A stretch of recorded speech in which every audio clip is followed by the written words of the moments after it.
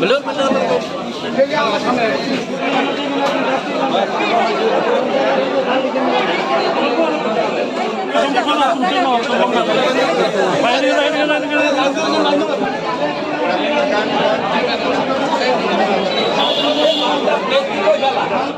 IgM হসপিটালের সামনে। তো আজকে আমরা অনেক দিন ধরে কথা বলে আমরা একটা টিম, আমাদের এমএস সাহেব রয়েছেন, ডেপুটি এমএস সাহেব, আমরা তাদের সঙ্গে কথা বলে জিবিতে আমরা বলেছি রিজনেবল রেট 5 টাকার মধ্যে, যাতে প্রত্যেক দিন দুপুরবেলা আমাদের যে পেশেন্ট পার্টি, অনলি পেশেন্ট পার্টির জন্য এই খাবারের ব্যবস্থা করা।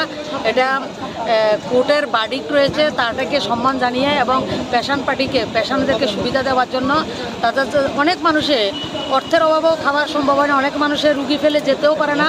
তো সেটাকে আমরা আজকে করছি, আশা করছি এটা ভালো চলবে। এবং যারা আজকে এটার সঙ্গে যুক্ত হয়েছেন, যারা একটা শ্রম দিচ্ছেন, তাদেরকে আমি অসংখ্য ধন্যবাদ জানাই। আর বিশেষ করে আমার এমএস, ডেপুটি এমএস যারা রয়েছেন জিবির হসপিটালে ডাক্তার, তারা অনেক দিন ধরে চেষ্টা করছিলেন যে এমন একটা পরিষেবা যাতে আমরা দিতে পারি।